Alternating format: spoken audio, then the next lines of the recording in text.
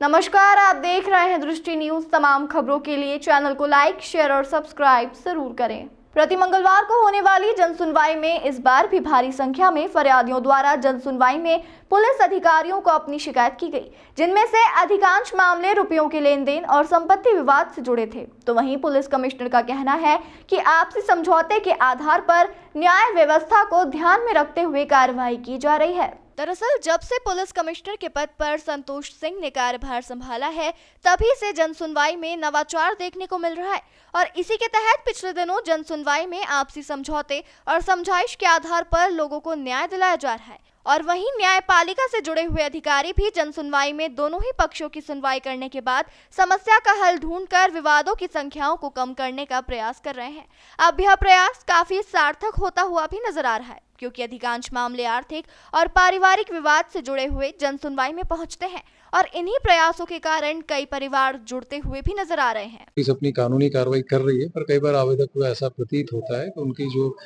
बात है उसको सही उस तरह से लेके कार्रवाई नहीं की गई है, तो सारी कार्रवाइयाँ किए जा रही हैं। और इसके साथ साथ हमने कई बार पारिवारिक, घरेलू या कई बार अन्य इस तरह के जो प्रकरण होते हैं जो आपस में नोन व्यक्तियों के बीच हैं, उसके लिए हम लोगों ने एक प्री लिटिगेशन मीडिएशन भी शुरू किया है, जिसमें ट्रेन्ड काउंसलर्स आ रहे हैं और इसके काफ़ी सकारात्मक परिणाम मिल रहे हैं। आने वाले कुछ दिनों में 2-3 हफ्तों में इसका प्रॉपर एक सिस्टम बना के इसको एक हम ऑफिस टाइप का क्रिएट करके शुरू करेंगे, क्योंकि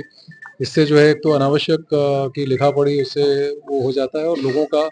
एक संतुष्टिपूर्वक निराकरण हो जाता है।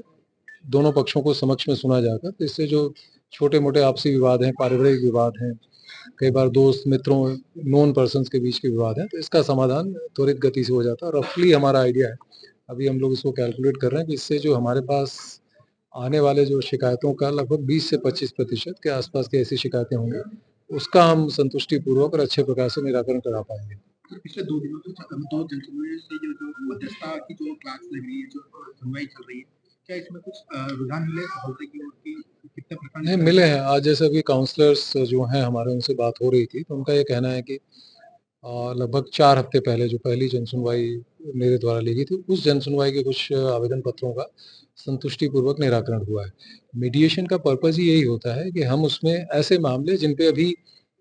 विज़िबली आपराधिक वो नहीं है, आपराधिक कृत्य नहीं हो रहा है, बल्कि वो इस तरह का उसमें है कि उसमें हम बातचीत करके उसका समाधान कर सकते हैं। दोनों पक्षों को बुला के, जैसा मैंने कहा, पारिवारिक